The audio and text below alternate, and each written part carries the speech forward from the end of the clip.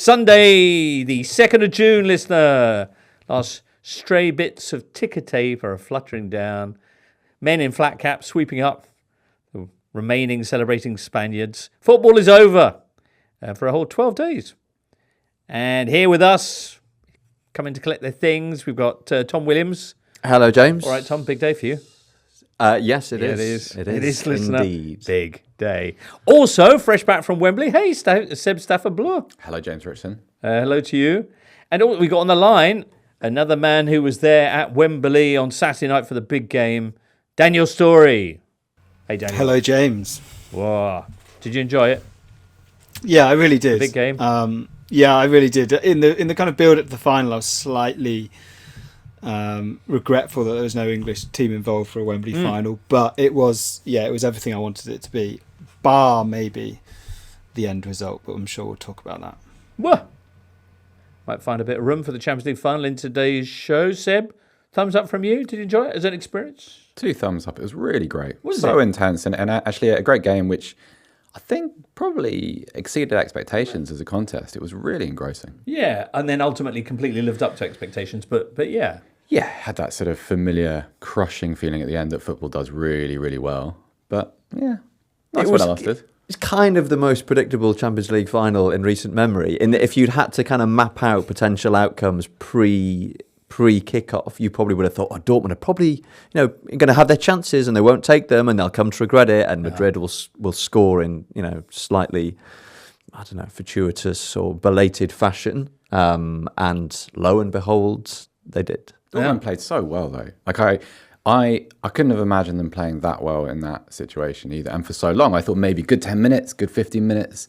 But their ball movement was brilliant. They created so many good chances. They were defensively really, really good for long periods. And yet. Well, we'll come on to the and yet very shortly. Of course, if it's a big upset, underdog performance in a cup final you're after, then perhaps you might hang around for the end of today's show when Wales's very own Tom Williams will be featuring in this year's Intertotally Cup final against the Real Madrid-esque perennial champion, Michael Cox. Wow, how did you sleep, Tom?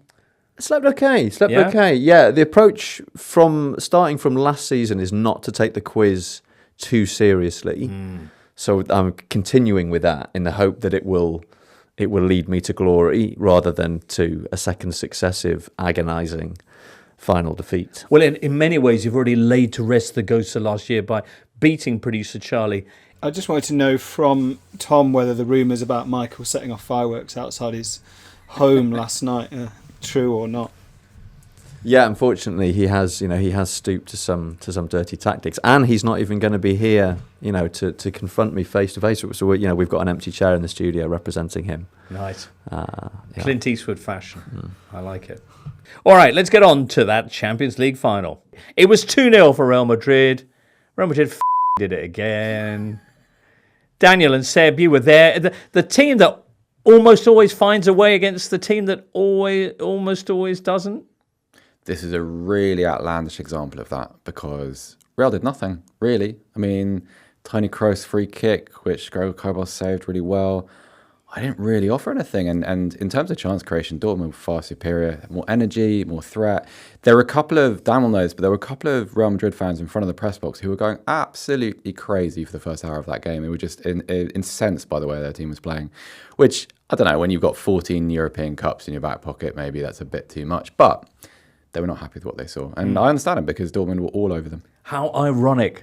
Dortmund, the team with the massive XG, but Dortmund ending up on the losing side. Daniel, how about that Real Madrid performance for the first 68 minutes?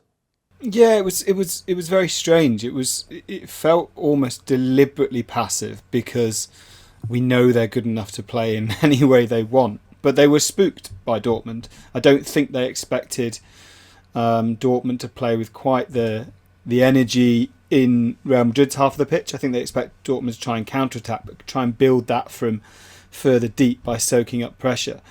Before the game, I don't think this is this is not exactly a soothsayer prediction, but I thought that the best hope of joy was Dortmund soaking up pressure, the two Real Madrid fullbacks pushing high up the pitch to try and create overlaps and leaving space in behind for Karim Adeyemi's pace and Jadon Sancho's skill. And that was basically the first 70 minutes of the match. Adeyemi got through time and time again. He doesn't have to be offside because he's quick enough to beat Carvajal in a foot race if he gives him 5 yards, never mind if he's level with him. And Dortmund did waste those chances. Adeyemi, he was bought as the next cab on the rank of those superstar, like buy, develop, sell loot that Dortmund have. And he hasn't quite become that because there's this inexactness in the penalty area. Everything else is pretty good. And we saw that exactly. When he tried to round Thibaut Courtois, he went sort of halfway to Harrow on the hill and back. He kind of took it so wide that he ruined the chance. Füllkrug, I think, was pretty unlucky. Maybe was offside. Obviously didn't go back. The ball didn't go in. But other than the Adeyemi chance, the only thing I did think is they weren't glorious chances if we assume that the Füllkrug one would have been VAR'd offside. They were dominant until that penalty area, and then it just kind of fell apart in the penalty area, the final ball, the final pass. And that's when you thought, exactly as everybody did, if you don't score soon, Real Madrid are going to score. They score in every final. They've now won 15 of their 18 European Cup finals because they tend to score last in those games, and that's exactly what happened. I was so impressed by Terzic and Dortmund. My big fear for them is that they'd get kind of wrapped up in the emotion of the game and feel that was the only way for them to win. And yet they played that type of football, but with head smarts. Emre Can was brilliant at recycling the ball. They got Julian Brandt higher up the pitch. Marcel Sabitzer was so high, his starting position. He was also front four at times with him off Füllkrug. And I think that genuinely spooked Real. The central midfield just wasn't there. Camavinga was sort of looking around at times as if to say, I should have a friend here next to me helping me sort this. And there was nobody. And obviously they didn't make it pay, and because of that, there were two moments in that second half, and it was when both Vinny and Rodrigo took on the fullback, pinned the fullback back, beat the man, and then won corners. And I kind of thought, at some point, either in open play or from one of these corners, something's going to happen, because you just sensed that Dortmund had understood that the tide had turned. Yeah, I must admit, that first half, as Dortmund racked up the highest first half XG of any team in the Champions League final in the last 10 years. It never crossed my mind that they might be made to pay for those missed opportunities, but luckily 15,000 people put it on Twitter for me. Tom? Yeah, I mean, think back in particular to that Karim Adeyemi chance, and it was just pure Arjen Robben 2010 World Cup final vibes, and you just... Even before he gets the ball, you're not filled with confidence that he's gonna convert. And as much as Madrid were extremely disappointing in the first half, they probably were the best team in the second half. I mean, Dortmund created one real chance, which was the Nicolas Füllkrug diving header when it was still 0-0, and that would have been a fantastic goal. And I thought Füllkrug again was exceptional. But without being particularly flamboyant, Madrid did gradually force Dortmund back onto the front foot. Toni Kroos has that free kick early in the second half that sets the tone a little bit for what's to follow. And then sadly, it's a moment of inattention at a corner that leads to Dani Carvajal putting Madrid ahead. And then again, unfortunately, Ian Maatsen's error gifting the ball to Jude Bellingham. And, sort of Jude Bellingham and Toni Kroos, two of the players upon whom a lot of the pre-match narrative focused end up with these sort of decisive moments in a game, despite having not had to work all that hard to get them, really. Yeah, Bellingham, not the greatest of performances for him. His kind of counterpart, if you like, in the Dortmund ranks, Jadon Sancho equally. But Carvajal, what a header! Yeah, and he had one about 5 minutes later where he did exactly the same thing, and Kerbal produced this kind of sprawling save.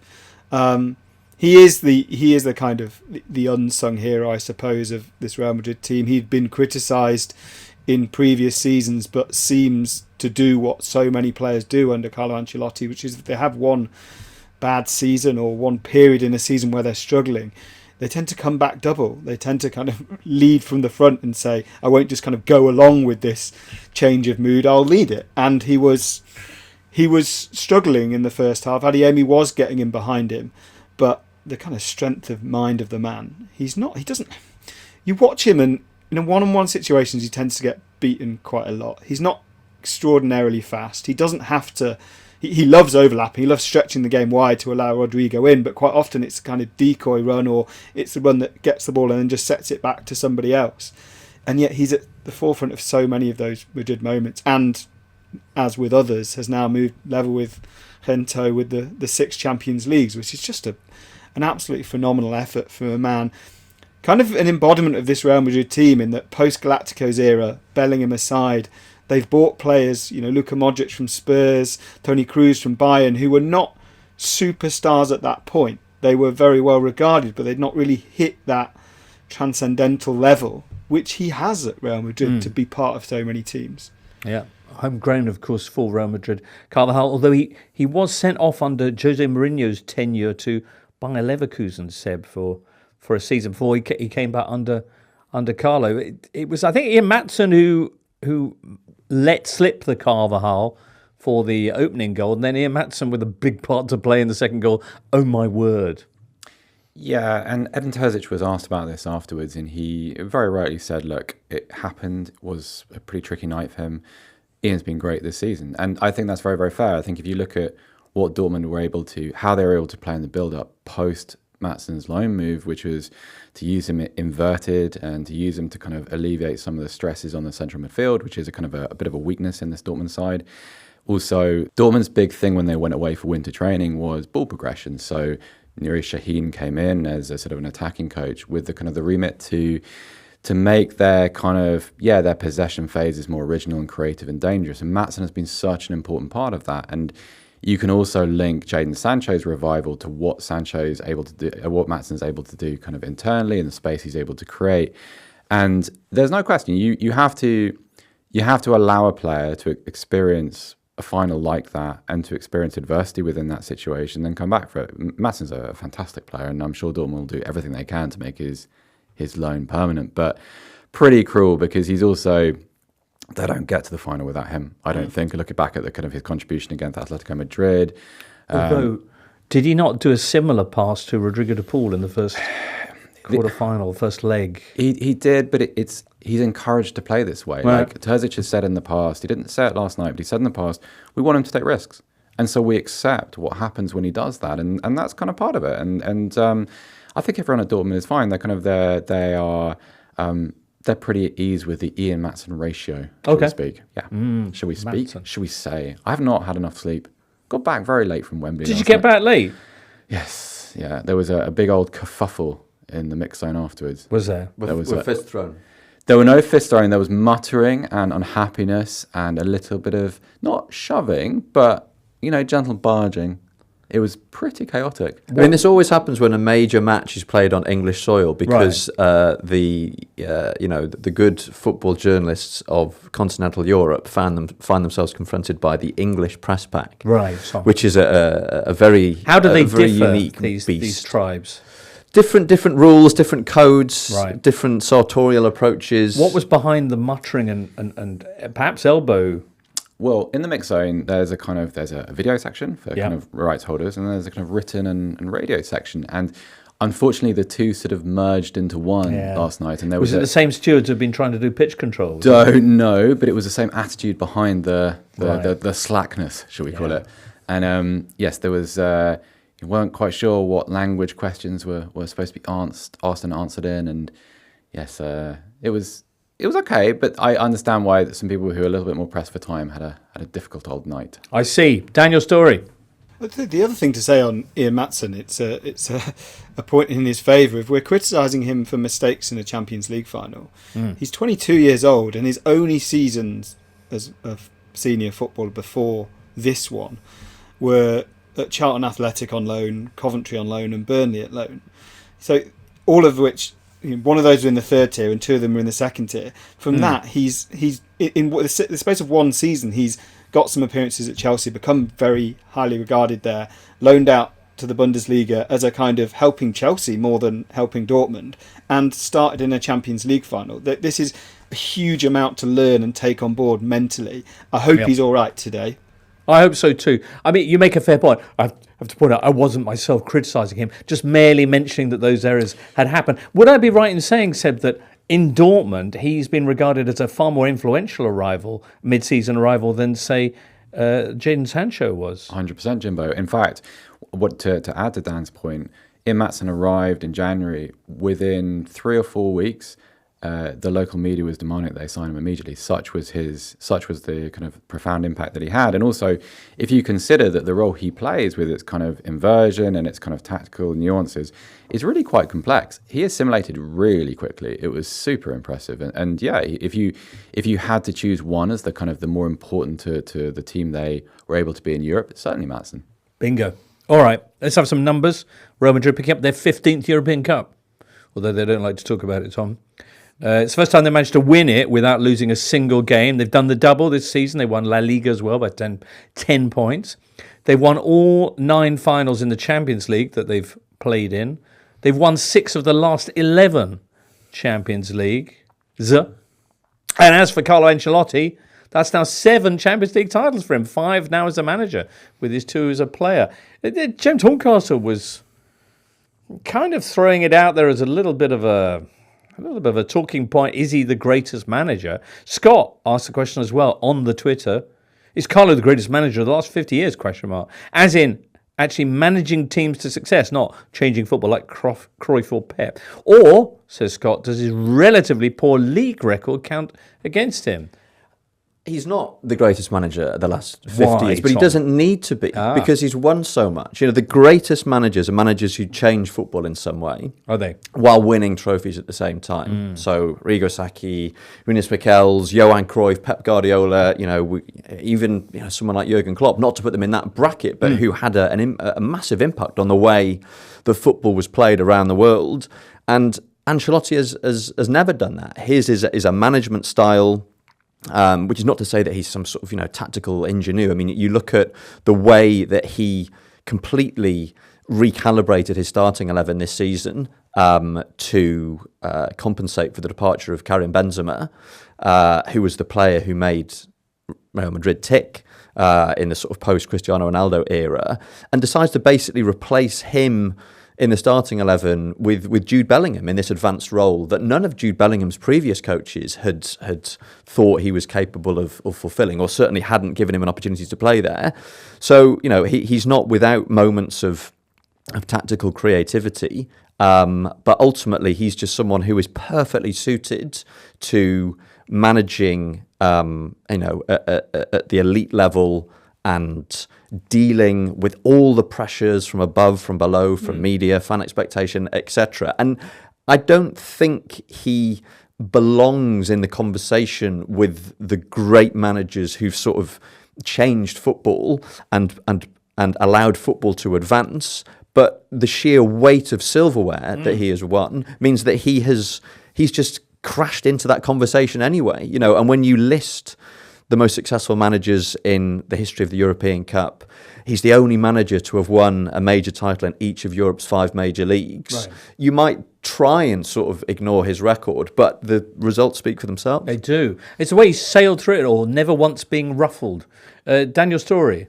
Exactly that, James. I was going to say, football management in the 2020s is an incredibly exhausting business because it's a mix of micromanagement, ego management, and the kind of shifting sands of elite football tactically. And Ancelotti, he doesn't just seem to be able to cope and thrive within that. He seems to be able to do it without, ostensibly or evidently letting it get to him. He's been a manager since 1995, and only once has he had more than 8 months between jobs. And in that time, he's managed Juventus, Milan, Chelsea, PSG, Real Madrid twice, Bayern Munich, Everton.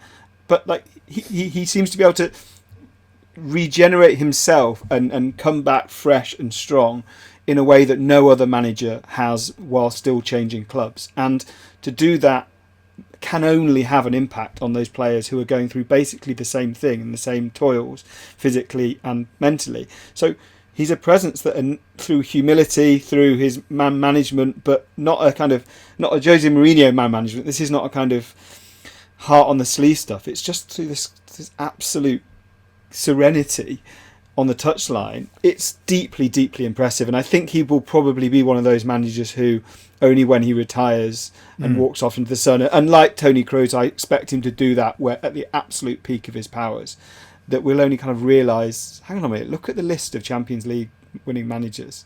How is this guy not letting any of this affect him?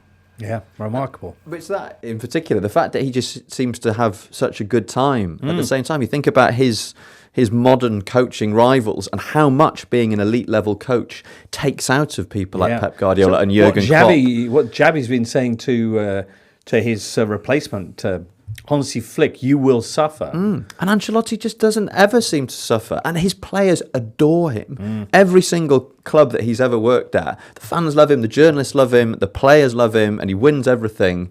And yeah, it just feels like everything just kind of like glides over him. It's the sort of the serenity of a swan, kind of gliding down a peaceful river. Yeah, well, a long one. Certainly. Serenity of a swan sort of caught me off balance there, but I definitely think there's something really refreshing about what he represents, because in the modern game, Dan touched on it, a lot of managers kind of represent that the high priest, right? And a lot of them carry themselves and talk. Idea. Yeah, they talk as if someone somewhere is transcribing every word they say, because it's going to be very, very important one day when they kind of write the annals of the game. And I think that's understandable, because the media is complicit in creating that. 100%, of course they are.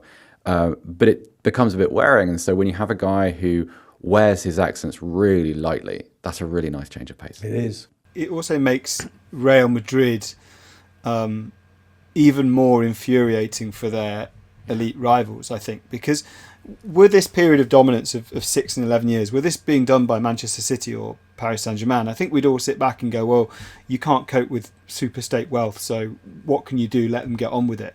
The fact that, Real Madrid are not paupers, let's be clear, but the fact that it seems to be kind of all through the prism of Ancelotti's intangibles, like the fight and the belief and the we're never beaten, that almost makes it more frustrating for everyone else, because you watch Real Madrid in that first half and you think, these are beatable. If Dortmund score this chance, they're beatable in the biggest game of their year, and yet they never lose them, and that cannot be a coincidence, and it has to be because of Ancelotti. Quick word on Dortmund, Seb, who for the second year in a row arrive at the final game of the season with a previously unimaginable triumph within their grasp and go home empty-handed. What's the reaction been like in Germany? And also, has there been much about Toni Kroos back in Germany? Not really. I mean, Kroos first, because obviously he left Germany when he was quite young, and he's seen as not a very German / Bayern Munich player, because there are many Bayern Munich players who sort of stand up for themselves against Uli Hoeneß and tell Uli Hoeneß what they're worth, and right, well, I'm off then if you're not going to pay me. That's not a very German way of going about your business. I think in Germany, well, I certainly the journalists and fans I spoke to yesterday were really proud of what the team did, disappointed and pretty crushed, because I think there became a point during that game where it wasn't sort of, oh, this is going better than expected. It became they might win this, and it was pretty deflating. But I think there's a lot of admiration for the individual performances, and certainly there was a lot of harmony at Dortmund among the players. Even Mats Hummels said, hey, everyone played great. We were so good. Our attacking work was really good. Might have said that because he played probably the most cutting attacking pass of the game. And that'd be a kind of a Mats Hummels flex, possibly. But yeah, I think the bigger question, though, Jimbo, is what happens next? So you've shown this standard, and you've shown you can be this Dortmund, and you can kind of raise everybody's pulses. Well, keep doing it. And also, I mean, it's been a very funny week with the Rheinmetall scandal. I think scandal is probably the right word, the sponsorship deal with a weapons manufacturer. Also, yes, James Ritson, question. No, I was just going to say to flesh that out a little bit in case anyone who's missed this, and the Dortmund fans did their best to make sure that nobody missed it by putting up that giant banner. What's the story there? And was it a big shock to it? It came out of nowhere. Yeah, so the deal was announced at the beginning of the week. So it's between Rheinmetall, who are a Ruhr region weapons manufacturer, and Borussia Dortmund.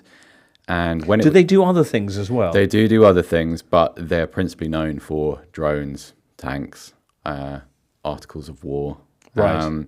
And it's created this very troubling discourse where Hans-Joachim Watzke, the Dortmund CEO, was asked, sort of gave a statement when the deal was announced, and he talks about how, this is a sort of a company that's, I'm paraphrasing, this is a company that's very important for protecting our democracy.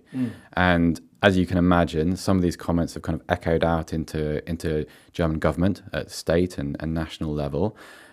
You've had a couple of quite prominent Dortmund fans who represent other agencies. There's a pacifist agency whose name I've forgotten, but he was their managing director is a Dortmund fan. He demanded that this deal was cancelled, and I think one of the problems is that Dortmund have this image, which is it's very commercially savvy, isn't it? And I'm not convinced it tallies with who they really are. I think there's a little bit of distance between the two, but nevertheless, it's Dortmund. They do the cuddly, black and yellow buses, and the guards outside Buckingham Palace, they're black and yellow too, isn't this fun?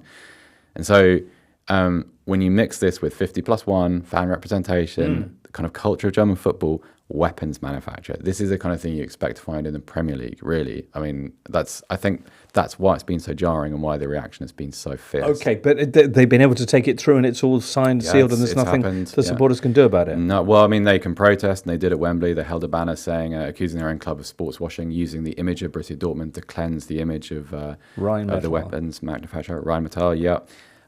Also, one of the fan groups there was a report in the German media that they had taken a kind of behind the closed doors vote about this, and the fan group had agreed to it. Fan group issued a statement saying, no, we told the club we opposed this. We told them what the consequences would be if this happened.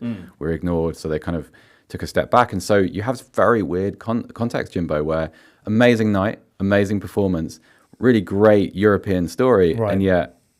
I'm just curious, why would a weapons manufacturer want to sponsor a football club? Do they feel that there are warring parties out there who go, where are we going to buy weapons from? Rheinmetall. I mean, yeah, I'm not sure I'm qualified to put myself in the shoes of, arms manufacturers or companies looking to buy arms. But to me, it felt very symptomatic of modern football in that, Dortmund have been this season's Champions League positive story. They're the fairy tale. Here's this team with this fanatical support, this very positive image, everyone's kind of favourite German club around the world, who've battled to the final against the odds, taking on the Death Star that is Real Madrid, the clear neutrals favourite. And then hours before kickoff, sorry guys, that team that everyone's falling in love with, they've just announced a sponsorship deal with an arms manufacturer. It's kind of milkshake ducking Borussia Dortmund. Yeah, it's great. Yeah, we just clearly can't have anything nice in modern football, or anything that's just entirely nice. I mean, there are those who would say, and Rheinmetall would be one of them, that weapons may not be nice, but they are entirely necessary, and the reasons for that, or the arguments for that, I guess, are more and more evident in various places not too far away. Yeah, that's the argument being made, that you may not like weapons manufacturers, but they are a fact of modern life, unfortunately, a fact of kind of geopolitics, and this is not going away. All right. And there's a big piece coming up in The Athletic, is there, next week? Yeah, we're going to write a little bit about this deal and talk to some people and find out the kind of the different perspectives on it, because it is it's not a binary issue. There's a lot of different perspectives on it, and we're going to try and investigate some of them. All right, excellent stuff. In 10 weeks' time, Real Madrid will be taking on Atalanta in the European Super Cup. That's in Warsaw, did you know? 14th of August. Crikey, things are rolling round ever so quickly. In 12 days' time, Tom, this may have passed you by, but the Euros are starting. Oh, yeah. The Euros. Yeah. And, we've got a special preview of the Euros. Well, we've got two, in fact.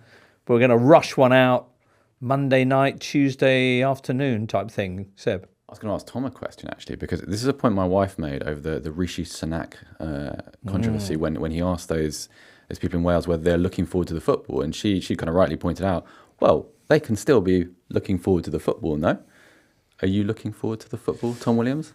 Yeah, but I mean, you look forward to it in a different way. And I think it's a valid point, but I think the more valid point is that that was an early opportunity in this election campaign to laugh at Rishi Sunak publicly. And it should always be such embraced. Opportunities should not be overlooked. Yeah, indeed so.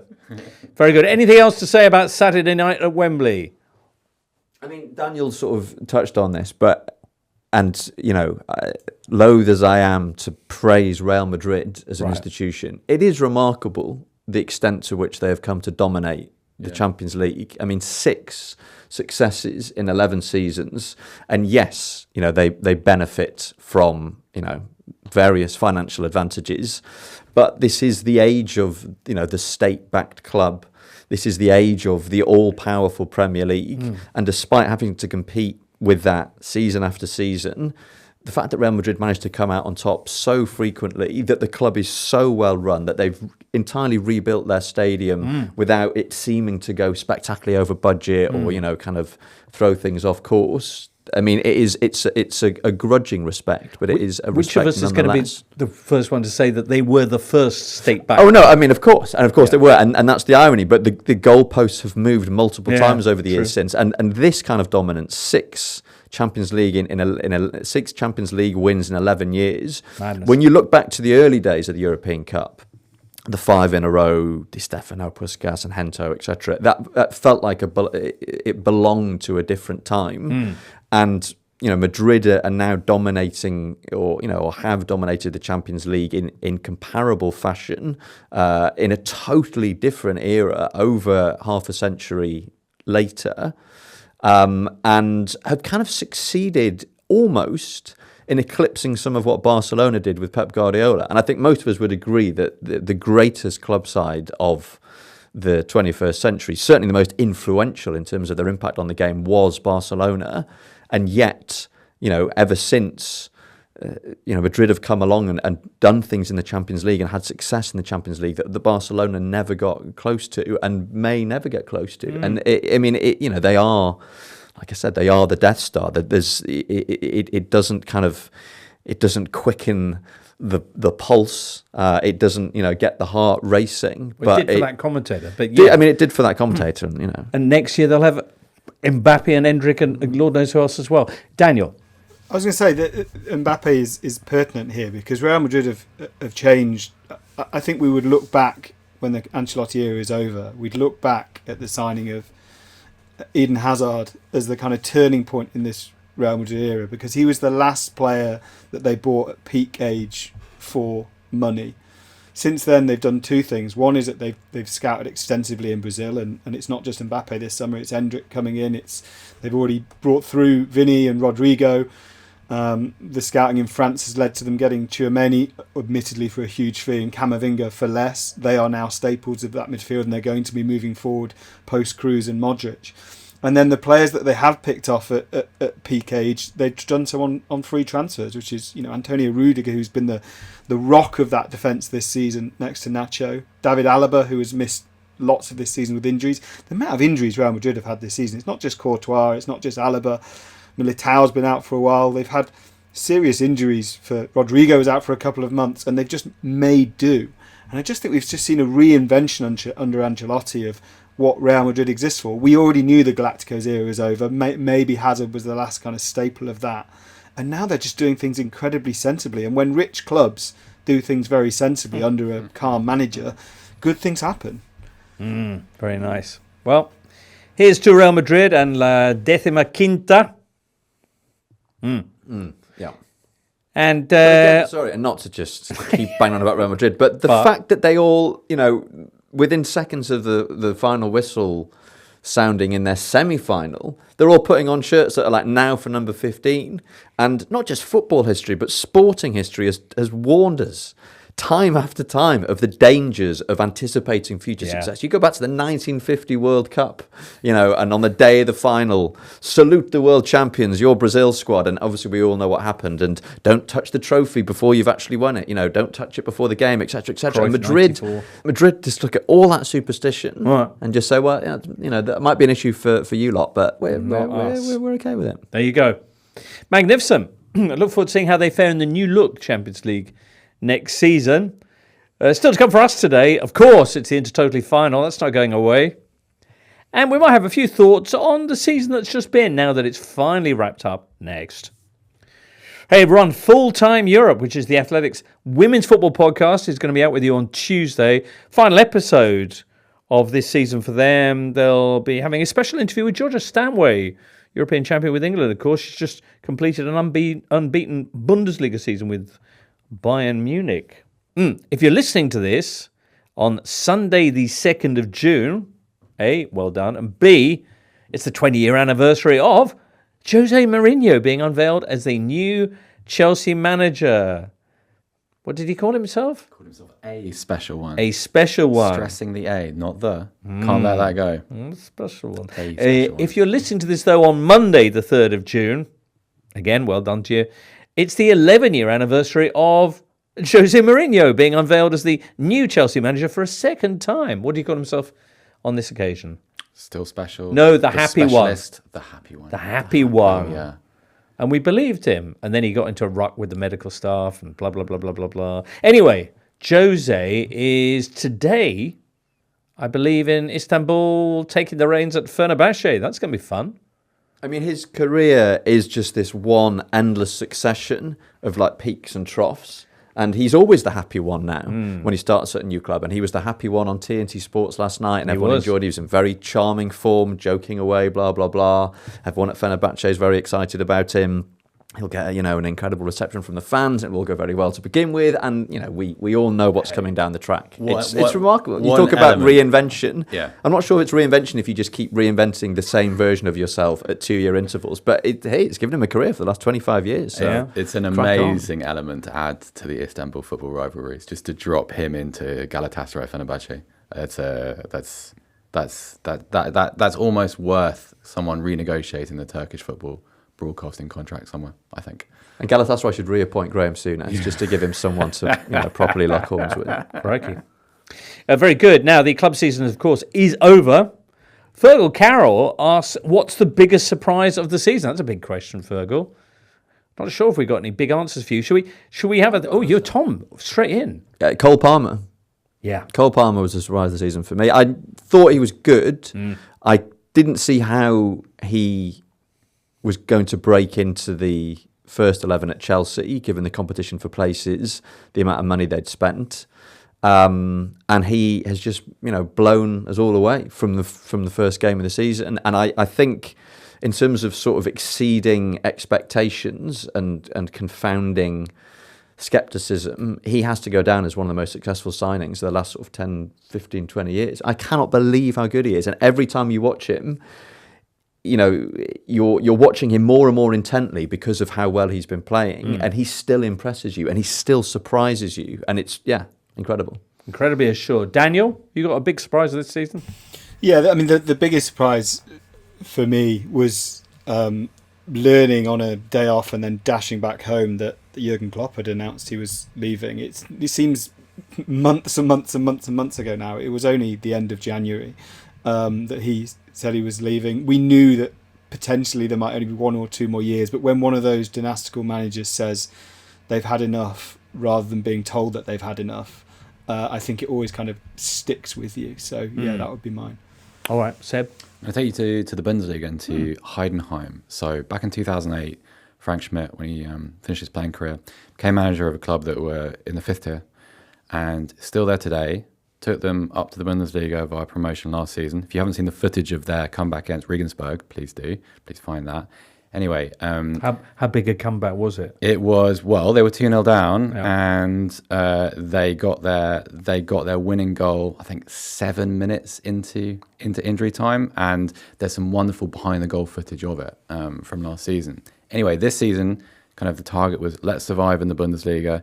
This is a club who have a fraction of the budget of clubs, even like Gladbach and Bochum, let alone, the big fish. They qualify for the Conference League next season. It's a wonderful achievement. Frank Schmidt's a great man. Longest serving manager in the history of German club football. How long is that? Since 2008. So do the math. Do the math, James Richardson. I can't do the math. Is it 16 years? It'll be 16 years. I think it's just 16 years in a couple of months now. Really? But that record was passed in September. Uh-huh. And he will lead them into Europe for the first time in the club's history. Who's their sponsor? They have a local company called Voigt, who have the kind of the naming rights on their stadium. Okay, do they do anything untoward or? I don't want to say yes or no now. I've kind of I feel like Voigt. I should deep dive into company histories before I commit to this. Right, anyway, they spend very little money on their playing staff. It's no accident that German football offers us 2 of the really positive surprises this season. I would say that Bayer Leverkusen has to be the other huge surprise of this campaign, and what an extraordinary story they've been in the Premier League. It was a campaign that saw more goals than ever before, the most in the top flight since the 1960s. In fact, more late goals as well, more points deductions, penalties, insane penalty conversion rate. 89% were scored this season in the Premier League. which some people put down to the widespread adoption of the Jorginho stutter. I'm not sure if that's true. What do you think? I mean, I think it's probably a factor. And goalies not coming off their line anymore. Well, I think I think most football observers have realised that the goalkeeper-dependent approach, when you do the stutter step or basically when you wait for the goalkeeper to commit and then react, is a much more foolproof way of taking penalties than the goalkeeper-independent approach, which is when you pick your spot and hope that it goes in. And I think I've mentioned this on the pod before, but the fact that Leo Messi, very late in his career, shifted to the goalkeeper-dependent approach and then started rolling him in with his eyes closed at the 2022 World Cup. Nice. That, for me, is the symbol of the sort of, the definitive passing on of the penalty-taking baton style. There was a really interesting Duncan Alexander article on The Athletic a few months ago where he talks about how the prevalence of left-footed penalty takers in the Premier League is kind of complicit in this too, because when a goalkeeper faces a left-footed taker, it kind of reverses their mechanics and kind of the way they dive and the way they prepare to face penalties. And I think Duncan's point at the time, forgive me if I get bits of this wrong, but not only are there a lot of left-footed takers, a lot of really good left-footed takers. So Bukayo Saka, Cole Palmer is another one, Mohamed Salah is still in the league. I'm sure I'm missing a few who are really, really good. Someone help me out. This is usually the point where Duncan jumps in with a really No, but that's fine. We can all go and read the article. But the point stands. I mentioned a lot of these themes there, Daniel. How many of those do you think we're going to see continue into next season? What do you think we're going to be? What are going to be the big themes of next campaign? I mean, the goals, I think, are up for good now with the increase in injury time led by VAR, which, that's the one thing we didn't mention about. Although there won't be any Sheffield United next season, so... No, as a Forest fan, that pleases me. I mean, I think the big theme of next season, and not just next season, but moving forward, is the rise of player power about the amount of football they're playing. It's one thing that we briefly mentioned on Jude Bellingham. It would have been nice to talk about him more in that he didn't play particularly well last night, and that's why we haven't. But he looked like a man at the end of an incredibly long season. And he doesn't turn 21 until June the 29th. The amount of football that players are playing, next summer it's going to come to a head with the revamped Club World Cup in the US over next summer. Then into a World Cup in the same part of the world. Huge amount of travel between there in summer 2026. The amount of football that players are playing is too much. Rafael Varane's kind of been the guy to stick his head above the pulpit until now and say this just isn't on, and obviously he retired from international football pretty early. I think we're not far off the stage where either certain players take a stand or certain players say, sorry, I don't really want to play in that competition because I just need to save myself a little bit, otherwise I'm going to be burnt out at 26. So we have seen of late this hit the news when FIFPro sent FIFA a letter threatening legal action over the amount of the burden of the ever burgeoning match calendar. Do you anticipate? Do you think we might be heading to a situation where, much like in American sports in recent past, we'll actually have a players' strike? I think the reality is that FIFPro is the governing and the collaborative collective body, and so what they say matters. But generally, how these things work is that it's individuals stepping up that create the bigger difference than a body making a point. That's just the nature of things. That's how the news cycle works. If Jude Bellingham comes out and says, I'm playing too much football, I need to play less next season, that will stay in the headlines for weeks rather than a FIFPro report, which for whatever reason will stay in the news cycle for hours. I think we're not far off that cycle. It will take a number of individuals probably to stand up together, and they will have to be high profile because naturally they're the ones playing the most football. But if you are a Real Madrid player now, the ultimate example is Bellingham. England play their first pre-tournament friendly, one of only two pre-tournament friendlies on Monday night. On Saturday night, Jude Bellingham's domestic season finishes. He will not be able to play in any of those friendlies, so therefore he'll go into a tournament without having that match game prep with his country. He will then come out of that tournament, and 3 weeks later or 3.5 weeks later there'll be a Super Cup. Like, that isn't manageable for a 21-year-old who is already, you sometimes see him training in a knee brace and it makes you wince as an England fan, because there was something came out the other day about just the sheer number of minutes. I think like 21,000 minutes he's played at that age. It's it's grotesque, really. And the reason that players will move against it is partly because their physical and emotional well-being is under threat, but also because when they don't play well, they are harangued and lambasted by the media and by some supporters of their own clubs, and they basically think we're not getting a fair deal. You can't flog me till the end, and then I'm the one that gets criticised when I'm not playing very well. Fair enough. And also just on the congestion point, which I think is a very pertinent one, I was today years old when I discovered that they're bringing back the Intercontinental Cup next season. I assumed that with the Club World Cup set to take place at the end of the season, that would be the one and only intercontinental club competition. But no, the Intercontinental Cup is taking place in December. Real Madrid have got a bye straight to the final, so it's only one additional fixture for them. So the old kind of 8-team, I think it was, Club World Cup thing that they've been having the last couple of years, that'll still continue under a new brand. Yeah, and both FIFA competitions, one happening mid-season and then one happening at the end of the season. So Real Madrid could end up winning the Intercontinental Cup and the Club World Cup. You know, neither of which necessarily need to exist, but certainly both of them don't need to exist if the other one does. And I mean, just sort of further evidence of the extent to which football has just kind of lost the run of itself when it comes to just cramming more and more tournaments into the calendar. Kind of war by calendar scheduling, though, isn't it? Because if as a governing body you don't insert an expanded tournament or a new tournament into 3 days, somebody else is going to do it, and so you have that tension between FIFA, UEFA, and what the game really needs. And I think Dan kind of summed this up quite well.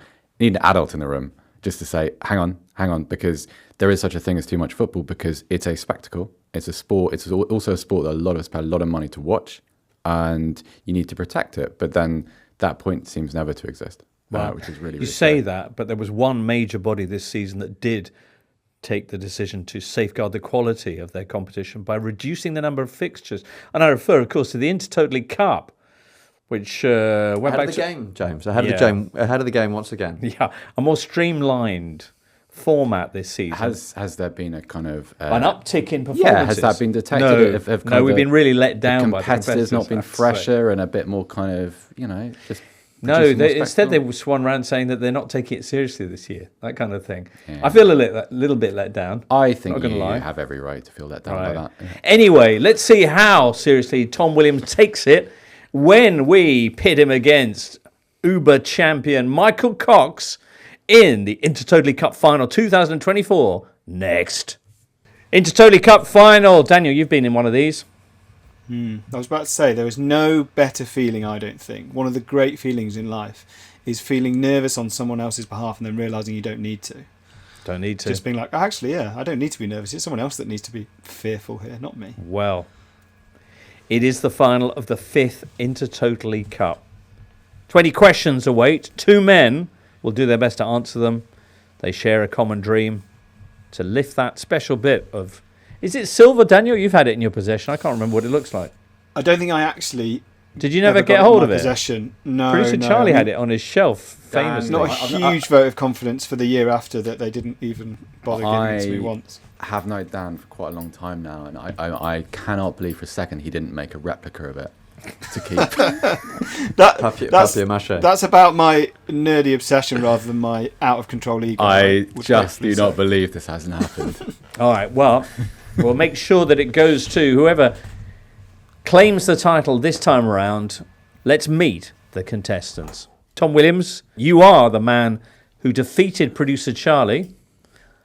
You are the man who was runner-up in last year's final. Let's see who you're up against this time around. Notorious two-timer Michael Cox joins us now. All right, Michael, can you three-peat? Let's hope so. Obviously, I had the second semi-final on Thursday, so quite a quick turnaround. You know, hopefully that isn't an issue in terms of mental freshness, but looking forward to it. Yeah. I enjoyed your piece, by the way, on the Champions League final. Wasn't so much Real Madrid won it as Borussia Dortmund lost it, was your contention there. Yeah, it was frustrating, wasn't it? I mean, from someone who has seen Real Madrid win quite a few of these. They had their chances and then such silly mistakes second half. So many set-piece goals they've conceded last month or so. Yeah, never mind. I thought it was quite a good game anyway. Yeah, Yeah, I mean, it wasn't a blowout. Let's see how this contest goes in terms of big season finales. We've got double the number of questions, Tom. 10 questions each. So could be tight. Right down to the wire, I reckon, this one. I mean, it did last season. Last season was a nail-biter. It was nail-biting, wasn't it? Yeah. Who wants to go first? Michael, you won the toss. Did I really? Did you actually have a toss? I'm happy to go first. Did I actually have a toss? They won't really look at each other either. They exchange the occasional glance. But Well, Do you think that favours psychologically the fact that Michael's not Michael's in the got room? his game face. No, I noticed as soon as he came onto the Zoom, he was all business. But Tom's pretty relaxed over there, I'm thinking. No, I think it's a mask, Jimbo. Who've you got, listener? All right, then. Question 1. Tom, you go first. This... Thought I won the toss. Oh, sorry, yeah, that's right. Early controversy. All right, then. For this year's Intertotally title, Michael, you're up first. Question 1. Who were the first sponsors of the Premier League? Well, the first thing that comes to mind is Carling. So I'm going to go with that. Yeah, that's absolutely right. Questions from the hand of Duncan Alexander, of course. Let's see what he came up with for your first question, Tom Williams. What season was the Premier League last called the Premiership? It's definitely a harder question. And can I just say, just for the record, there was no toss either. So who knows who's in charge here? The last time that it was called the Premiership. Yes. No. Yes, that's right. It's noughties, isn't it? But when was the shift? I'm thinking sort of mid-noughties.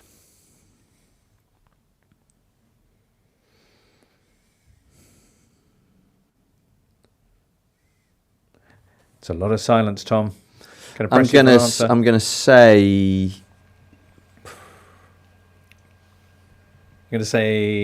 0304? Is incorrect. Ooh. Michael, do you know the answer? I actually don't know. What about you, Seb? I would say 2003. No, it was 0607, wasn't it, listener? 0607. Michael with the early lead then, but there's a long way to go. Question 2 for you, Tommy. Who are the most easterly team to play in the Premier League? To have ever played in the Premier League? This is a challenge of my Eastern geography. Is it? I mean, it's obviously Ipswich or Norwich. I'm thinking Ipswich of Suffolk, of course. Norwich. It's very Peter Drury, that was. Norfolk is further east, isn't it? I'm saying Norwich. Is that your answer? Yes. You're on the board, Tom Williams. All right, here's yours, Michael. Who are the most southerly outfit to have ever played in the Premier League?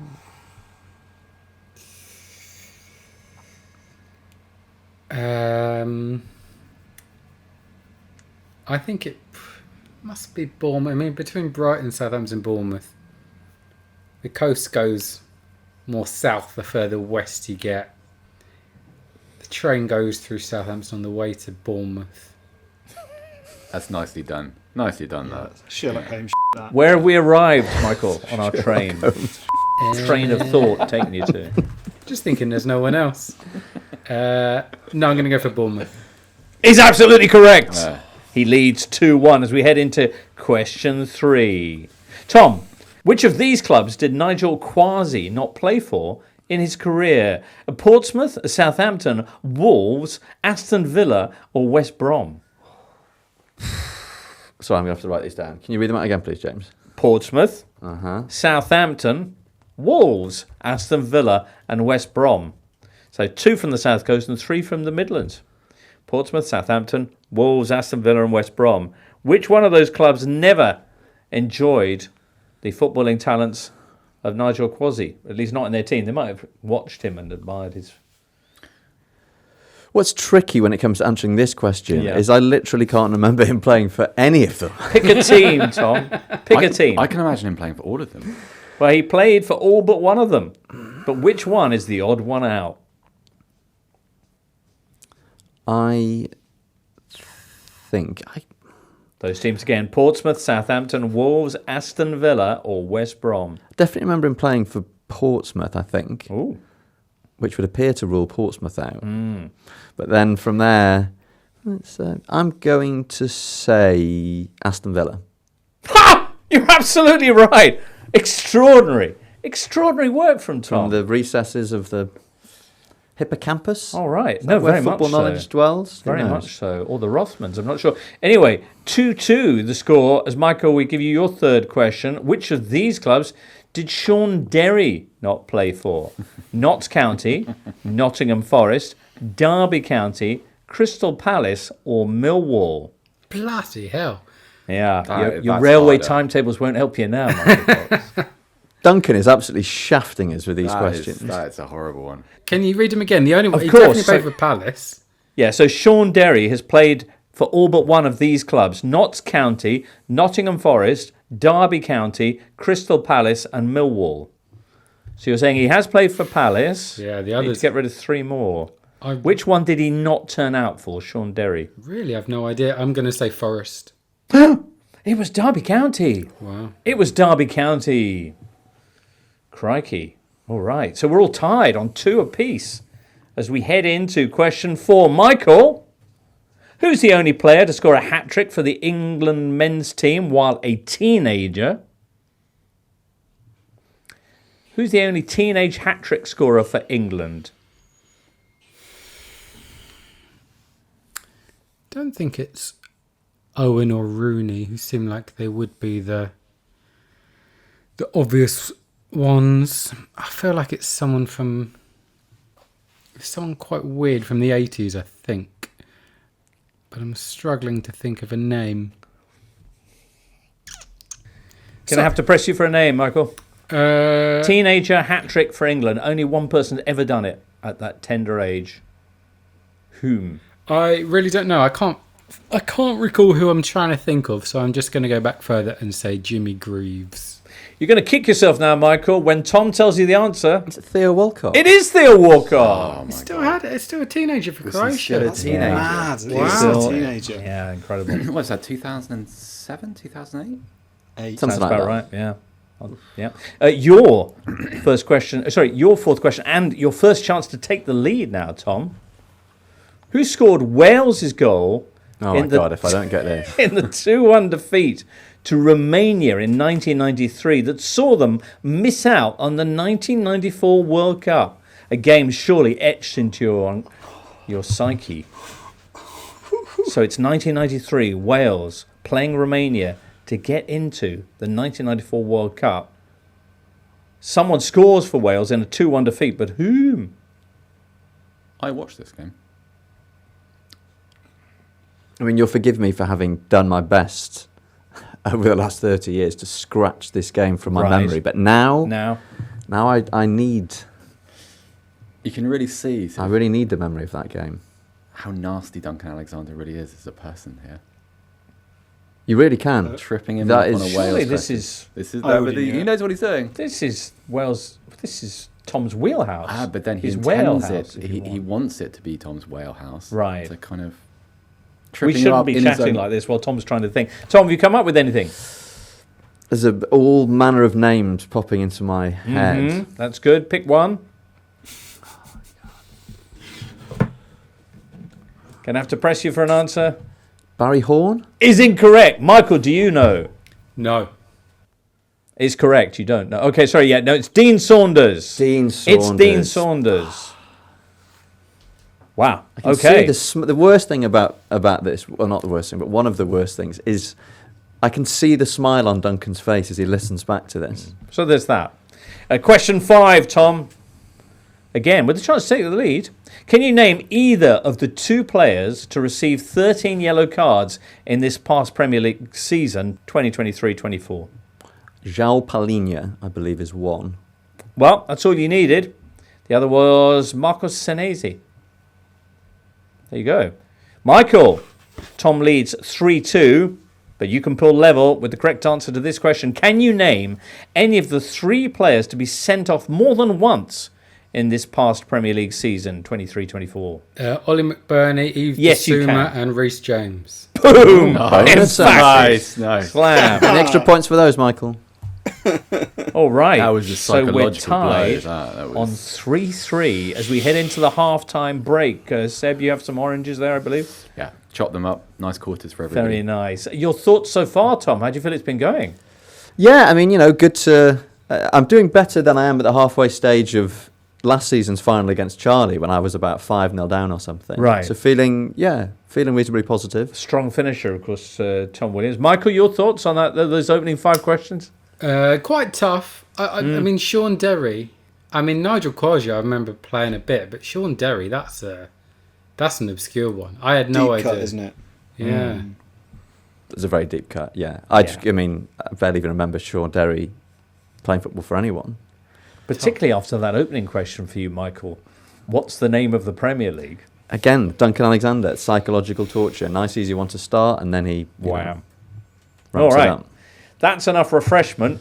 Let's get into the second half with things so delicately poised at 3 apiece. What a dream final this is proving to be, Seb. It's real entertainment. All right, Michael. Question 6 for you. Mm-hmm. Clubs from 3 different countries won the European Cup in the 1970s. Which countries? Sorry, can you say it again? Clubs from 3... So clubs of 3 different nationalities, so clubs from 3 countries, won the European Cup in the 1970s. Which countries? The Netherlands, Germany, and...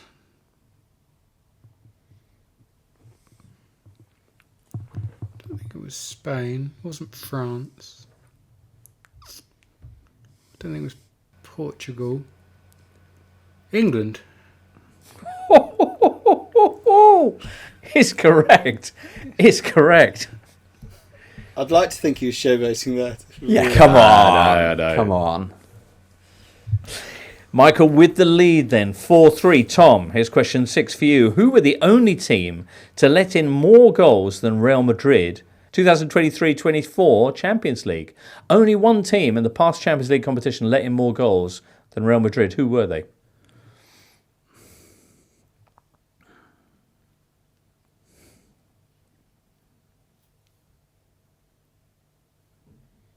Astonishing stat, this, by the way. I'm for the Real Madrid element of it rather than the actual answer, I would suggest. But before I give you any other clues, let's see what your hippocampus has come up with. Dum dum dum. Tom Williams. So my thinking is either it's another team that went deep into the competition, Well, that's true. and therefore played a lot of games, or it's Manchester United who just shipped an absolute hatful in the group phase. And you're going with? The only team to let in more goals than Real Madrid in the last Champions League season. I'm going to say United. Is incorrect. It was neither of those options, Tom. It was actually... Well, do you know, Michael? Was it Atletico? No, it was Royal Antwerp. Right. Royal That is Antwerp, who was hard. sufficiently bad in the group. If you saw them in the Cox, group you got an easy stages... question, and I got a hard one. If you I mean, saw them in the this group is just- stages, they were shocking. They really were. Yeah. They Sheffield United it up. All right then. Question 7 with Michael with a 1-point lead now. Tom, which Sheffield United player, speaking of whom, has set a Premier League record of 9 goal involvements without winning a single game in 2023-24? I'll ask you that question again. Sheffield United player who was involved in 9 goals without winning a single match in 2023-24.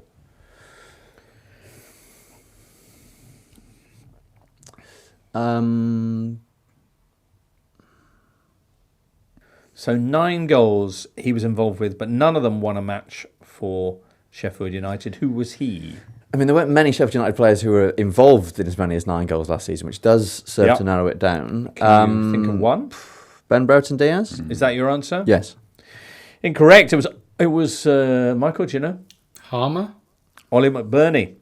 There you go. No one's excited about that question. Let's see how you feel about Michael's question 7.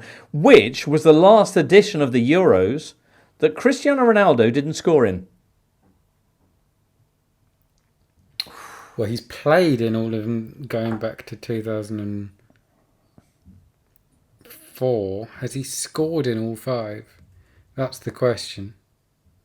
Well, it's not the question, but it's the question I'm asking myself. He scored at 2012? Must have done. I'm going to say that he's scored in all the last 5, and therefore Euro 2000 is the answer. The correct answer is Euro 2000. Duh. You're absolutely right, Michael. That's a 2-point lead. Very nicely done. Tom, you need this. Your question 8. If Erling Haaland wins the Premier League Golden Boot next season, he'll be the first player to win it for 3 successive campaigns since who? Who was the last player to win the Premier League Golden Boot 3 times in a row?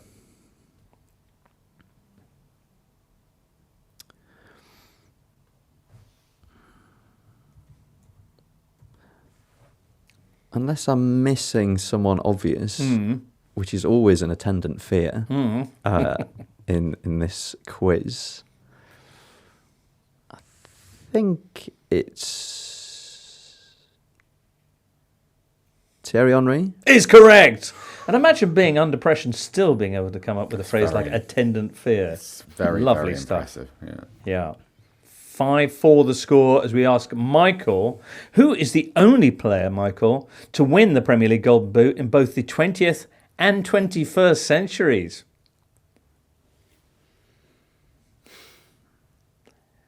Premier League Golden Boot winner in 2 different centuries. Who is he?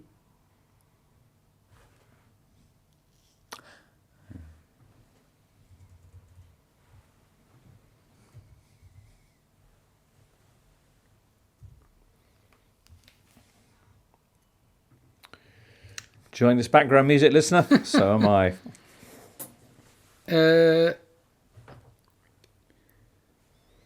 Yeah, I'm struggling with that. So 2000 was Kevin Phillips. 2001 was it 2001 Kevin Phillips? So is it somebody in 2099? That'd be harsh. Well, maybe not.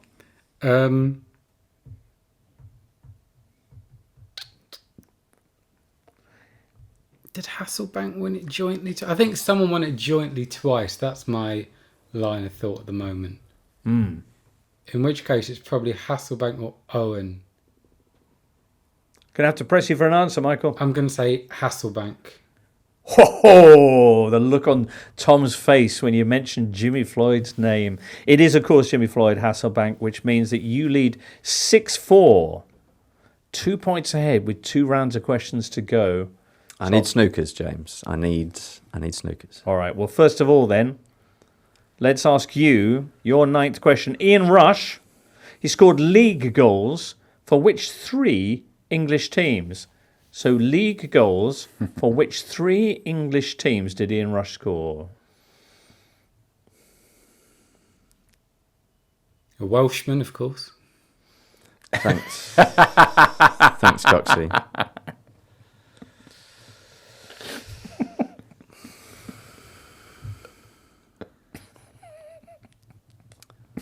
Well, Liverpool, obviously. Liverpool is 1. Need 2 more. Newcastle United. Is incorrect. Oh, dear. Is incorrect. Chester City. Chester. Leeds. Is correct. Tom. God. Tom. If I'd done the order differently. Yeah. Should we pretend I did, just for the suspense? I think everyone wants this to go down. Just imagine if. Yeah, no, everyone wants this to go down to the wire. Here's your 10th question. The Alan Hardaker Trophy is presented to the man of the match in which game? League Cup final? Is correct. Well, if we'd had that one first, it would have been really tense. But here come Michael's 2 questions to see what kind of score he finishes on. Michael, question 9. Who are the only French team to have been runners-up in the European Cup or Champions League twice?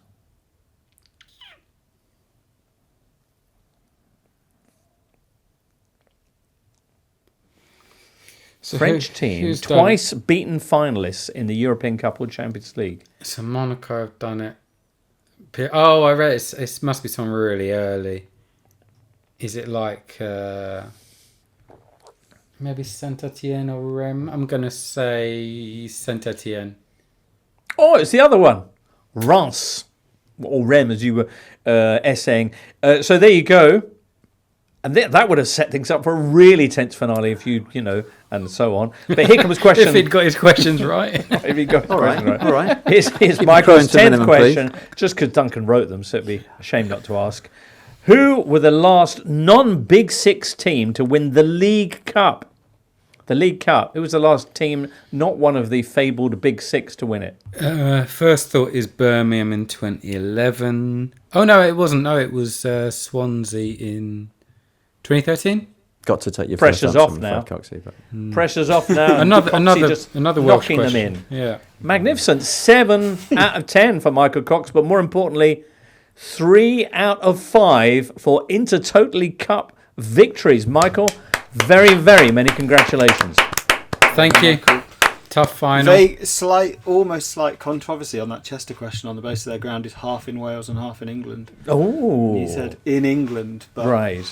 But I tell you what, is it too late for a recount? I think we might need a steward's inquiry here. I think the presence of Newcastle was rather more salient.